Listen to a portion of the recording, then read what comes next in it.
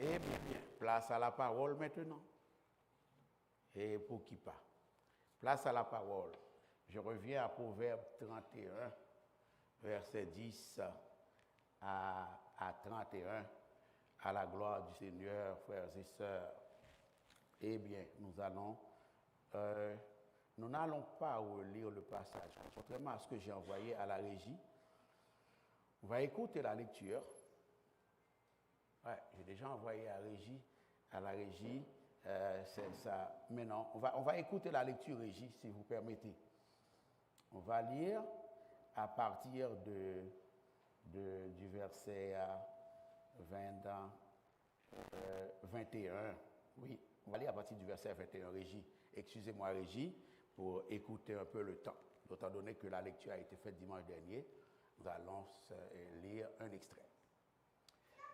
Et à Proverbe 31, oui, la prédication s'étendra sur 10 à 31, ne serait-ce que par rapport au rappel à faire avant d'enchaîner avec la suite. La suite se concentrera sur les versets 26 à 31. La suite de la prédication du dimanche, je ne me rappelle plus combien, va commencer à partir du verset 26. Mais nous allons lire du 21 au 31 au lieu de 10 à 31, contrairement à ce que j'ai envoyé à la régie. Levons-nous et lisons la parole de Dieu, mes frères et mes sœurs en Christ Jésus. Lisons à la gloire de notre Dieu. Proverbe 31, 21 à 31. Lisons ensemble. Elle ne crée pas la neige pour sa maison, car toute sa maison est vêtue de cramoisie. Elle se fait des couvertures, elle a des vêtements de fin lin et de pourpre. Son mari est considéré aux portes lorsqu'il siège avec les anciens du pays. Elle fait des chemises et les vend. Elle livre des ceintures aux marchands. Elle est revêtue de force et de gloire. Et elle se rit de l'avenir. Elle ouvre la bouche avec sagesse, et des instructions épousables sont sur sa langue. Elle veille sur ce qui se passe dans sa maison, et elle ne mange pas le pain de paresse. Ses fils se lèvent et la disent heureuse. Son mari se lève et lui donne des louanges. Plusieurs filles ont une conduite vertueuse, mais toi, tu les surpasses toutes. La grâce est trompeuse et la beauté est vaine. La femme qui craint l'Éternel est celle qui sera louée. Récompensez-la du fruit de son travail et qu'au porte ses œuvres la louent. Dès le Seigneur bénir sa parole pour la plus parfaite édification commune de nos âmes. Veuillez vous rasseoir, mes bien-aimés en Christ Jésus. Permettez que je fasse une annonce que j'ai oubliée.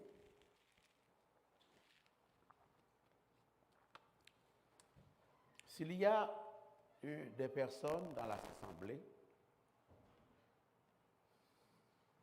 qui auraient une formation en santé, dans un domaine lié à la santé, surtout parmi les nouveaux arrivants,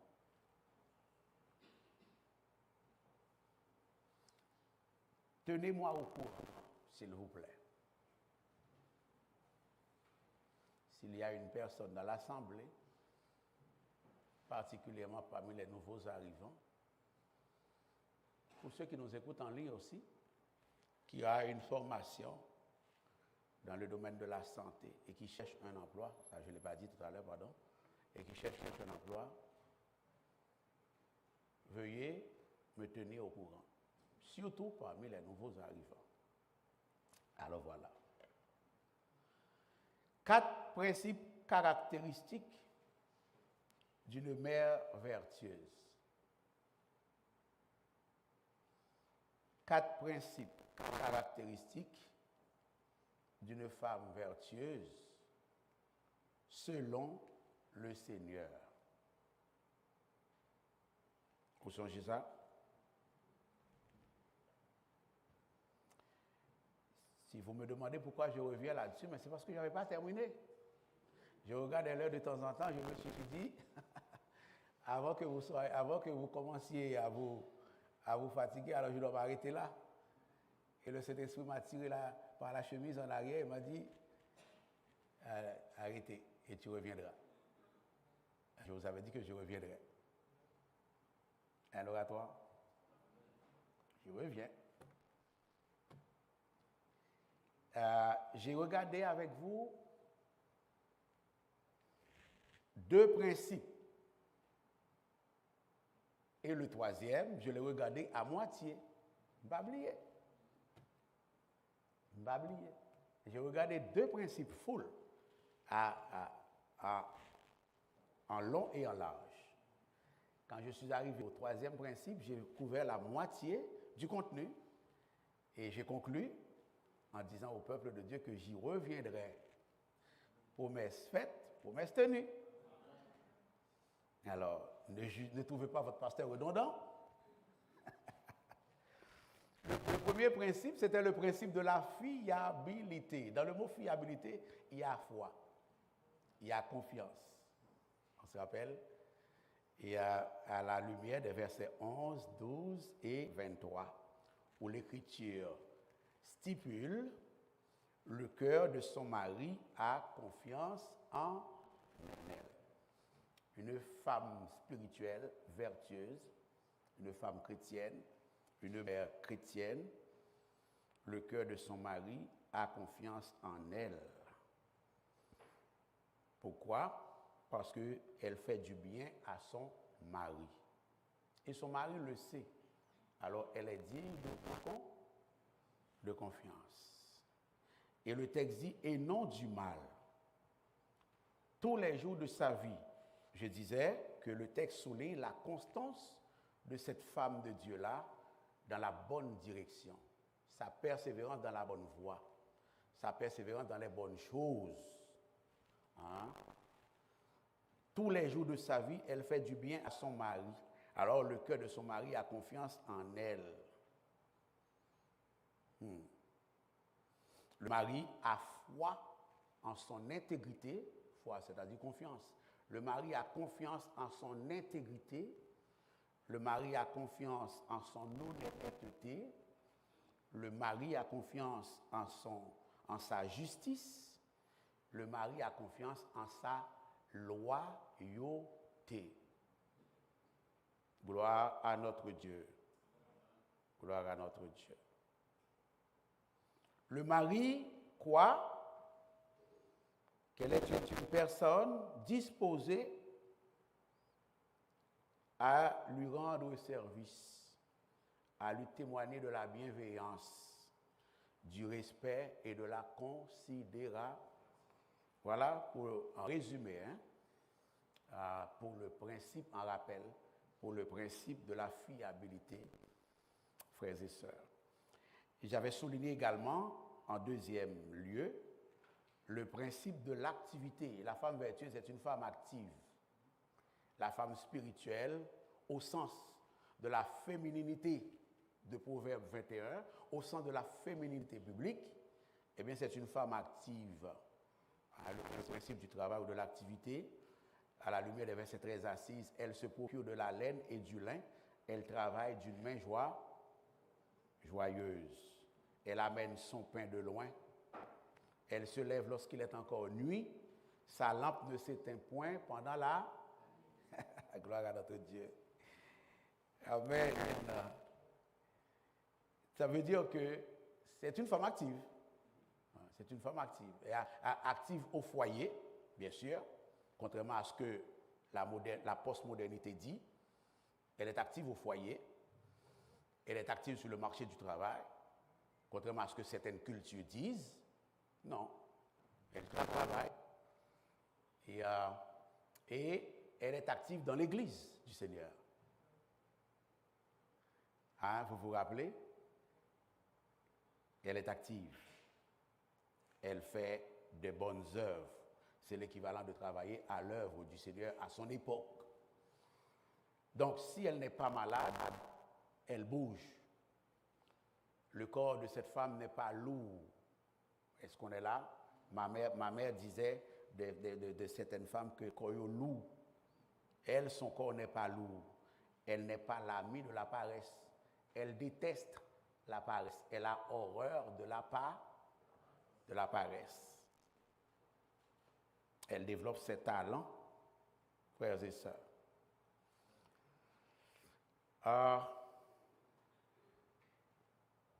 Il est écrit également que cette femme veille sur ce qui se passe dans sa maison et qu'elle ne mange pas le pain de paresse. Elle veille sur ce qui se passe dans sa maison, c'est-à-dire qu'elle prend soin de sa maison, elle gère son foyer, elle s'implique dans la vie de son foyer physiquement, personnellement. Elle s'implique dans la gestion du ménage de son foyer, donnant ainsi un bon exemple à ses enfants. Petit garçon, tant que petit fille. Est-ce qu'on est là, frères et sœurs? Et chemin faisant, nous sommes allés regarder le principe de la persévérance, le principe de la planification ou de la prévoyance. Une femme de Dieu consacrée, au sens de la femme de Proverbe 21, c'est une femme prévoyante. Dieu sait qu'il y en a beaucoup parmi nous ce matin. C'est une femme qui planifie, qui prévoit pour le temps dur. Elle prévoit pour le temps dur. On a vu que le temps dur, ça existe. Il y en a. Les imprévus, les inattendus, il y en a. Mais il faut se préparer. Dieu nous donne de la sagesse, il nous donne de l'intelligence. C'est pour prévoir des temps difficiles. Verset 21 qui nous souligne. Elle ne craint pas la neige pour sa maison. Pourquoi? Parce que toute sa maison est vêtue de cramoisi. J'avais dit que ici nous avons une figure de style et elle parle du contenu de la maison plutôt que de parler de la maison physique elle-même. Elle parle de la maisonnée. Vous avez dit qu'on ne peut pas habiller une maison. On habille le contenu de la maison. Les gens vivant dans la maison. On habille le ménage. Elle a de vêtements appropriés à la saison pour elle et son mari. Ce n'est pas que là, il y a blackout et puis il a cherché le côté baleinier.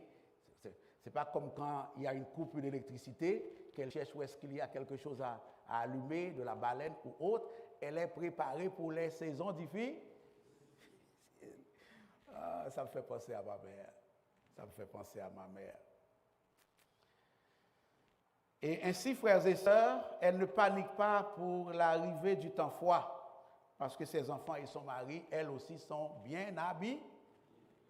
Elle ne panique pas pour les saisons difficiles. La femme de Dieu est appelée à faire preuve d'un bon sens de planification et de prévoyance, alors qu'elle s'applique à la gestion de son foyer, de son ménage. Je disais que cette prévoyance doit être effective pour chaque mère de famille, pour chaque femme de famille, à la fois au sens matériel du terme et au sens spirituel du terme. Le but, c'est de s'assurer de tenir ferme aux jours plus difficiles de la vie. La mère chrétienne, la femme chrétienne, la maman spirituelle, vertueuse, suivant le principe biblique de la prévoyance, investit du temps de qualité dans ses relations avec Dieu. On en a parlé dimanche, pas dimanche dernier, mais dimanche précédent, dimanche dernier. L'idée, c'est d'avoir un fonds de réserve important pour les jours difficiles. Demandez aux gens qui sont à l'hôpital. Hier, je suis allé aux funérailles d'un homme de Dieu, un pasteur, et sa femme qui racontait au cours des 5 mois de souffrance que cet homme de Dieu a connu à l'hôpital et comment il n'était pas capable de parler. Il n'était pas capable de parler. Il disait à sa femme qu'il attendait son Seigneur. Il savait que son jour était arrivé. Mais la femme a raconté, a expliqué tout ce que cet homme de Dieu a fait de son lit d'hôpital, comment il était. il n'était pas capable de faire certaines choses, mais elle sentait toute la réserve spirituelle que ce pasteur avait, qui lui a permis de traverser ces 5 mois-là, 5 mois difficiles en transition pour aller rejoindre son Seigneur, son Maître, mais il avait la force, il avait la motivation pour mourir, pour voyager, ou bien pour partir, pour entrer dans le grand tunnel. Il avait les ressources pour passer ces 5 mois, entre guillemets, d'enfer. Est-ce qu'on est là, frères et sœurs? Demandez aux gens qui traversent des moments difficiles, qui ne sont même pas couchés à l'hôpital, qui ne peuvent. Comment, parfois, tu ne sais plus quoi dire encore au Seigneur. Tu fais que ouvrir tes bras et regarder son Seigneur et penser, Seigneur, je sais que tu es là. Juste ce qu'on est capable de dire. Mais heureusement, on a une réserve. On a une réserve. Réserve, ce n'est pas vrai seulement pour compte en banque ou pour ton frigidaire ou réfrigérateur qui est rempli ou quoi que ce soit d'autre. Réserve, ça existe, la prière en réserve. La ressource spirituelle, mais c'est une ressource. Ce qui est vrai pour la ressource matérielle est aussi vrai pour la ressource spirituelle. Ça existe, réserve de ressources spirituelles. Les femmes spirituelles en santé, rendez-vous c'est l'église alliée. Rendez-vous c'est dans convocation mardi soir allié. Les hommes de Dieu en santé, rendez-vous c'est dans lundi soir Bernard à Joannès l'allié. Est-ce qu'on est là? Pourquoi? Pour l'homme pas capable encore, et puis ça me gagne, ça m'absorbe, et a servi. Mais est-ce que l'église est là? Elle est appelée à s'investir dans la persévérance à l'œuvre du Seigneur, dans la prière, dans la communion fraternelle. Jésus a pris du temps pour prier en seul à seul avec Dieu. On se rappelle?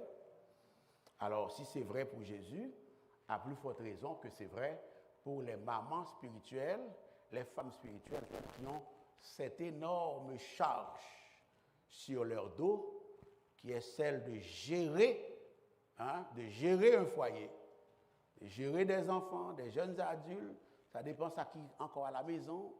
En fait, toutes ces choses, ça demande de la force, ça demande de la sagesse. Et ça se cherche, et ça s'obtient, ça se retrouve dans la prière. Aucune épouse, aucune mère, aucune femme spirituelle ne saurait être le genre d'épouse que le Seigneur l'appelle à être sans l'aide du Seigneur. Aucune épouse, aucune femme de Dieu, aucune maman ne peut être celle que Dieu veut qu'elle soit sans l'aide de Dieu, puisque le Christ a dit très clairement, sans embâche, sans moi, tu ne peux rien. Sans moi, tu ne peux pas être une maman efficace. Sans moi, tu ne peux pas être une femme au foyer efficace. La mère chrétienne s'appuie sur son Seigneur à travers l'exercice, la pratique des disciplines spirituelles, sachant avec le Seigneur que ce n'est ni par la force, ni par l'esprit, ni par la puissance, mais par l'esprit, dit le Seigneur. Gloire à notre Dieu. Notre victoire ne dépend pas de notre expérience ou de notre expertise comme mère, comme femme spirituelle. Notre victoire dépend, nos exploits dépendent du Seigneur. Ça va l'Église? Le prophète Jérémie dit de celui qui a confiance en l'Éternel qu'il développe les disciplines spirituelles. Il est comme un arbre planté près des eaux qui étend ses racines vers le courant. Il n'aperçoit point la chaleur quand elle vient. Ah, la chaleur quand elle vient. Il y a du temps frais, il y a du temps chaud dans la vie.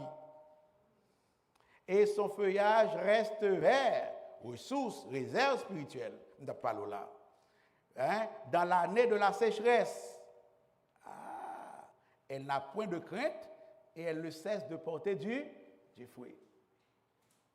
Réserve. Laissez-moi vous dire, la chaleur viendra certainement. Je ne veux pas être un prophète de malheur, mais je veux être réaliste, bibliquement parlant. La chaleur vient, la chaleur viendra. La chaleur viendra parce que la vie, C'est comme ça, c'est ça la vie. La chaleur viendra, pourquoi? Non, parce que c'est ça là, la vie, c'est la logique de la vie. La vie sous le soleil, la chaleur viendra. La sécheresse viendra, puisque le Christ lui-même a eu à faire face à la sécheresse. Cependant, les femmes spirituelles, les mères chrétiennes, les mamans chrétiennes, les femmes de Dieu qui se sont préparées en conséquence de l'arrivée de la sécheresse, en conséquence de l'arrivée de la chaleur, dans une attitude de prière, de méditation de la parole de Dieu, de participation active à la communion fraternelle, à la vie de l'Église, à la mémorisation de la parole de Dieu, ces mamans-là, eh bien, elles pourront faire face victorieusement au temps de la chaleur et de la sécheresse.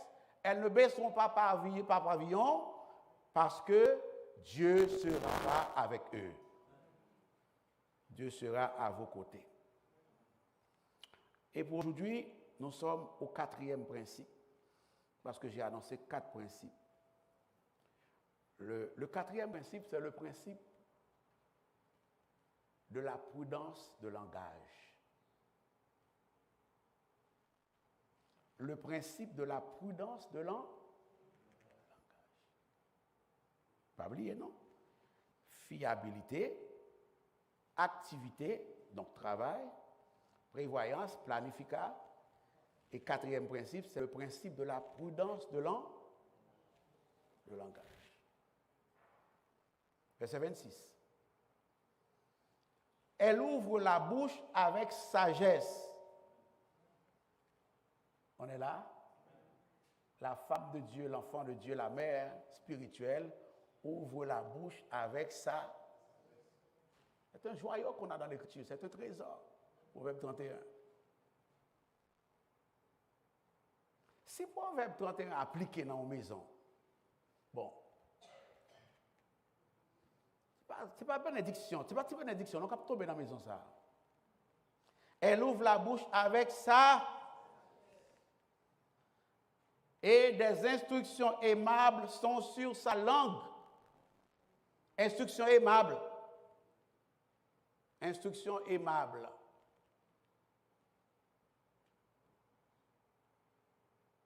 Ça, c'est Louis II. Hein?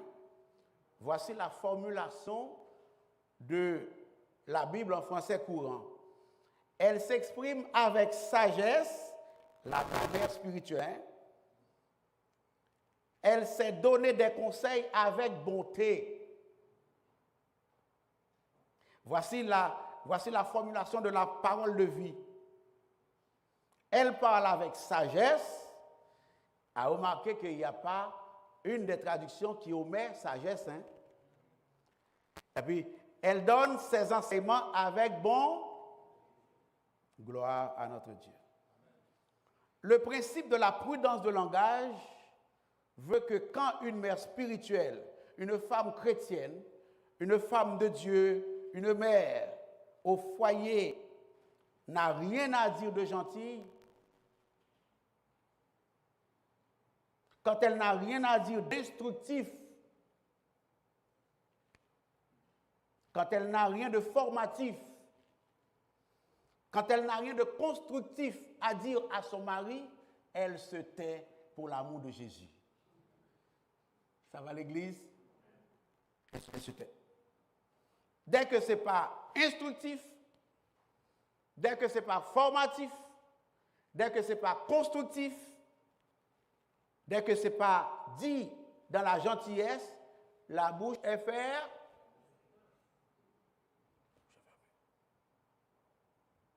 Ça, c'est pour l'Église. Ce n'est pas en général. Ça, c'est pour les familles chrétiennes. Il faut bien faire la différence. La bouche est fermée. C'est un principe sacré qui comprend avec Proverbe 15, verset 1, qu'une réponse douce calme la fureur, mais qu'une parole dure excite la colère.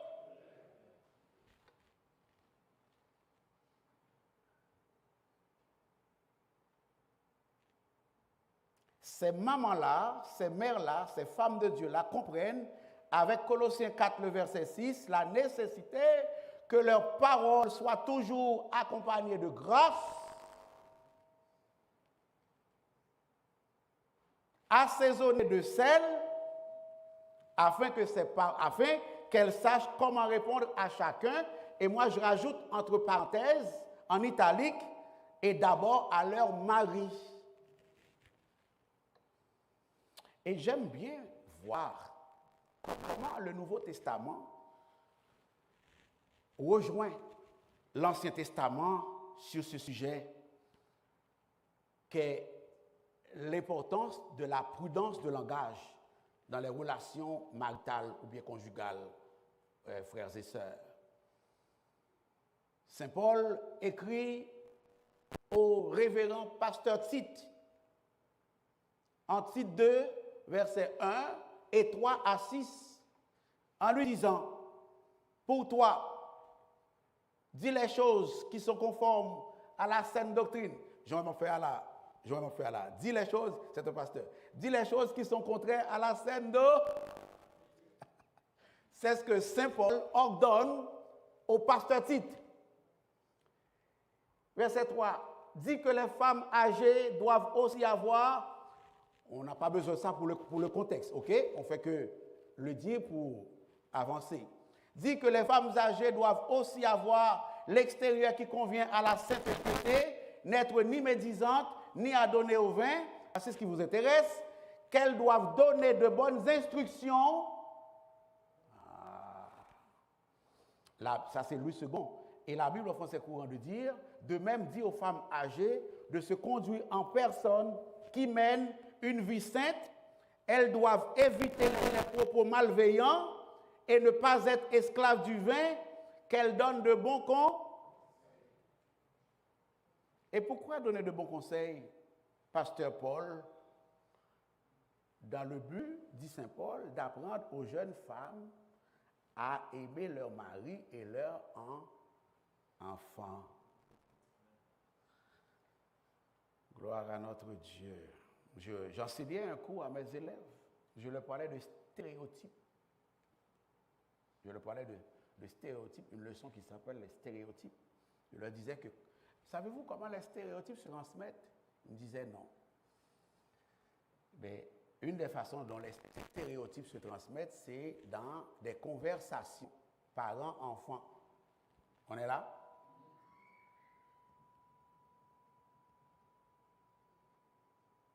Une mère qui tient un langage prudent à l'endroit de son mari apprend sans le dire à ses enfants l'importance de tenir un langage prudent à l'endroit de son mari. On est là? Le principe chrétien de la prudence de langage met les mères chrétiennes, les femmes chrétiennes au défi d'évaluer attentivement les conséquences possibles des paroles qui sortent de leur bouche avant de les prononcer. C'est d'autant plus nécessaire de faire cet exercice qu'une fois la parole irréfléchie est sortie, tu ne peux plus la rentrer. Tu vas peut-être trouver ton pasteur plate ce matin, mais je ne vais pas aller devant le Seigneur. Je ne vais pas aller pour un message, je ne vais pas prêcher. Est-ce qu'on est là?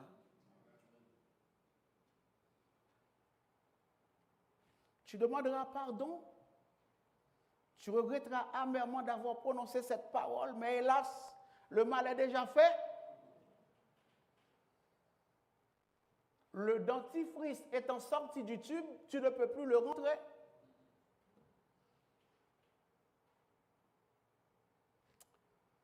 D'où l'importance, en tant que mère chrétienne, maman chrétienne, femme spirituelle, de demander à Dieu de nous donner la sagesse, de continuer, comme vous le faites déjà si bien, de continuer d'apprendre à peser nos paroles avant de les lâcher. Ça va l'église? Il y a un proverbe qui dit, Le sage tourne 7 fois sa langue dans sa bouche avant de parler. Cela suppose, le fait de tourner sa langue 7 fois dans sa bouche avant de parler, suppose une pause nécessaire, même indispensable, avant de prononcer des paroles pour éviter que des paroles irréfléchies sortent parmi les bonnes paroles qu'on a assorties aux frères et sœurs.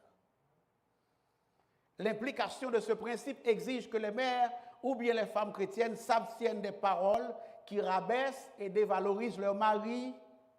Ce principe veut que les femmes spirituelles s'abstiennent des paroles agressives, des paroles autoritaires, des paroles autoritaristes. Il veut qu'elles s'abstiennent des critiques décourageantes et dégradantes, et cela, pourquoi pas, tout en étant ferme avec Maria. Est-ce qu'on est là? Non. Tout en étant ferme et véridique avec son mari. L'idée ici, ce n'est pas de ne pas parler. L'idée, c'est de parler chrétiennement. Est-ce qu'on est là? L'idée, c'est de parler biblique. Aidez-moi prêcher, non, biblique. Vous devez me dire biblique. C'est bibliquement, aidez-moi prêcher, non. L'idée, c'est de parler biblique et de parler spirituel. En d'autres termes, nos sœurs ont le droit de parler et de parler à leur mari. D'accord? Et non seulement nos sœurs ont le droit de parler à leur mari, mais elles ont le devoir de parler à leur mari. Vous avez le devoir d'exhorter vos maris. Vous avez le devoir de conseiller vos maris, puisque vous êtes le premier conseiller de votre mari. Est-ce qu'on est là? Nous ne sommes pas de cette mentalité. Nous ne sommes pas de cette mentalité qui disent que nos sœurs, nous ne sommes pas en train de dire que nos sœurs, c'est la bouche fermée. Non. La franchise des femmes de Dieu, des mères chrétiennes, comme premier conseiller de leur mari, est primordial. L'idée, c'est qu'il faut parler avec miséricorde, il faut parler avec amour, il faut parler avec douceur, il faut parler avec bienveillance, il faut parler avec gentillesse, dans l'intérêt de ton mari, de ton foyer et de l'évangile. Est-ce qu'on est là, frères et sœurs? Dans Proverbe 27, verset 6, n'est-il pas écrit que les blessures d'un ami prouvent sa fidélité? Les blessures d'un ami prouvent sa fidélité. Je n'ai pas peur de la vérité, sœur.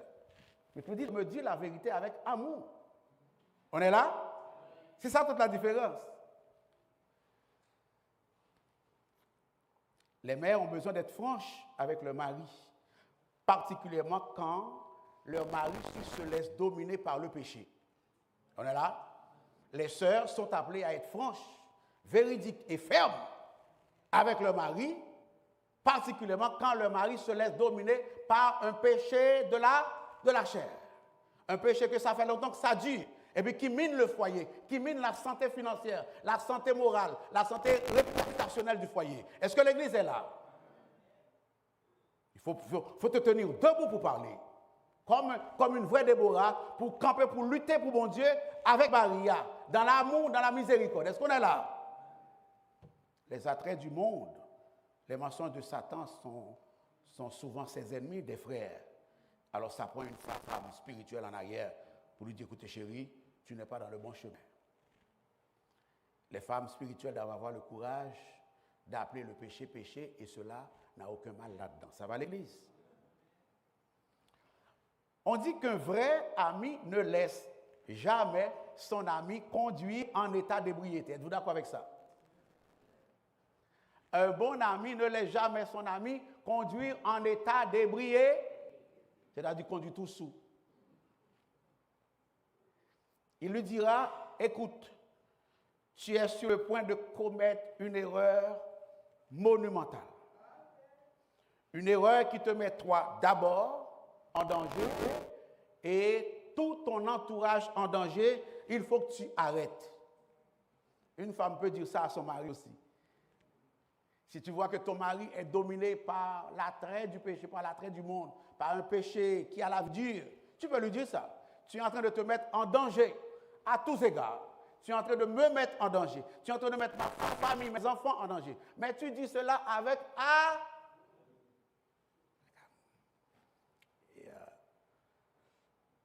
pour illustrer l'importance pour chacun dans la vie d'avoir une personne de confiance qui nous dit la vérité sur nous-mêmes, mais à condition que ce soit avec amour.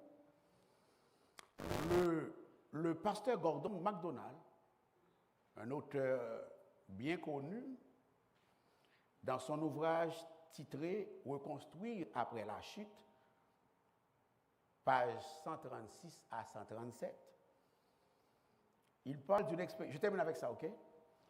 Il parle d'une expérience personnelle que lui et sa femme avaient vécue avec leur véhicule muni d'un système automatique d'avertissement. On va jaser avec ça pour terminer. Voici comment le docteur Gordon MacDonald décrit son expérience, page 136-137 de la version française de Reconstruire après la chute. Et elle et sa femme appelaient le véhicule machinant, il y aurait l'automobile là, Hilda, en raison de sa sonorité féminine. Ça parle, hein, j'aurais un GPS qu'on voit homme, il y en a de qu'on voit femme, vous songez, en raison de sa connotation et puis de sa sonorité. Je dis, madame, il y a les machines là, Hilda, je fais blague. Moi, madame, on fait ça tout. Il y a un petit nom. OK? Il y a les machines là, Hilda. Et puis, voici comment il décrit ce que Hilda fait dans sa vie. OK? Hilda, c'est un véhicule, pas oublier. Le docteur MacDonald dit, parfois, Hilda nous disait, la portière droite est ouverte. Vous avez une machine comme ça? La portière, il y a une machine qui fait un petit bruit. Mais Hilda, elle, le dit. La portière droite est ouverte. Ça, c'est lorsque la portière est mal faite. Le docteur MacDonald continue de décrire son expérience agréable avec ce système automatisé en disant, ou bien Hilda nous dit, desserrer le frein à main. Et il dit, ça c'est lorsque je démarrais sans y penser. Ou encore, Hilda dit, retirer la clé de contact. Ça c'est lorsque, Dr. MacDonald dit, c'est lorsque je sortais de la voiture sans prendre mes clés. Parfois, Hilda disait aussi, éteignez vos phares. Vous ne pouvez pas dire ça, non? Éteignez vos phares. Ça c'est lorsque j'oubliais de le faire. Ou parfois, Hilda nous disait, votre niveau de carburant est bas. Et il dit, et alors, lui et sa femme, ils se mettent en route en quête de station-service pour faire le plein.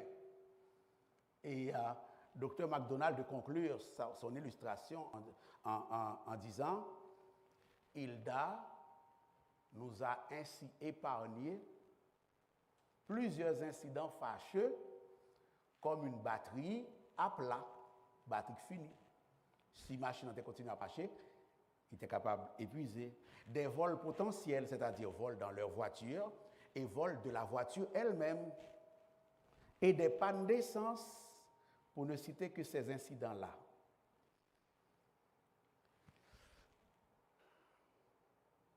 Je crois que chaque homme de Dieu, chaque homme, a besoin d'une Hilda dans leur vie. Sans penser. Chaque homme de Dieu, chaque chef de foyer, chaque papa a besoin d'une Hilda dans leur vie, dans leur foyer. Une femme de Dieu calme, gentille, spirituelle, lucide, craignant Dieu et ayant suffisamment de courage pour leur dire la vérité sur eux-mêmes, dans le respect, dans l'amour et dans la considération. Ça nous pensez? Alors, les jeunes filles qui peuvent dans la vie maritale, il n'y a pas prendre pile leçon Et après, ça a passé.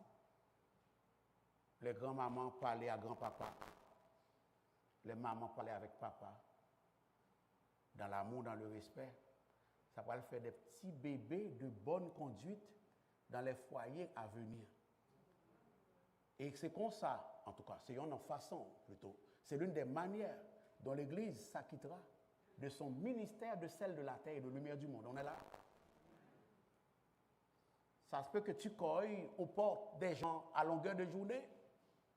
Leur chance est ouverte pour toi, ou pour beaucoup de Dieu.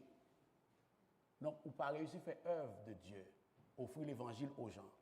Mais si tu petit tout depuis petit 4-4, il y a qui j'en parle à maman, qui j'en parle à papa, il y a qui j'en parle à toi-même. Ou qu'à étonner, ouais, ça contribue à réduire le nombre de divorces dans les foyers chrétiens. Parce que je dis à la nous avons égalité presque avec le monde. On va arriver à la statistique pour là, mais nous avons égalité presque avec le monde. Oui, dans le divorce. Les chercheurs qui se sont, les statisticiens, ont démontré que l'écart entre l'Église, s'il n'a pas dépassé l'écart taux de divorce dans le monde, s'il n'a pas dépassé, au moins il est égal, oui. Ou t'as pas attendu le monde, c'est 70% couples qui marient et séparés, et puis l'Église, c'est 90% qui restent ensemble, 10 séparés, c'est l'inverse. Et des fois, ça arrive parce que mode message, ça, on ne peut pas prêcher à l'Église. Il ne peut pas être moralisant. Et puis, les foyers gangrènent. Les foyers dégrainés. Est-ce qu'on a là, frères et sœurs? Les femmes de l'oratoire, je vous l'ai dit, sans flatterie, la semaine dernière. Je vais un mari là qui vient dire, madame n'est pas là avec lui, n'importe comment. Pas une fois, en 9 ans de ministère. Non. Non. Non. Je sais que ça va bien grâce à Dieu. Je n'ai pas prêché pour dire que ça va mal. Le Saint-Esprit m'a commandé de prêcher pour dire que ce qui va bien, garde-le, maintiens-le bien. On est là? Évidemment. Ah. Soyez bénis, frères et sœurs. Soyez bénis.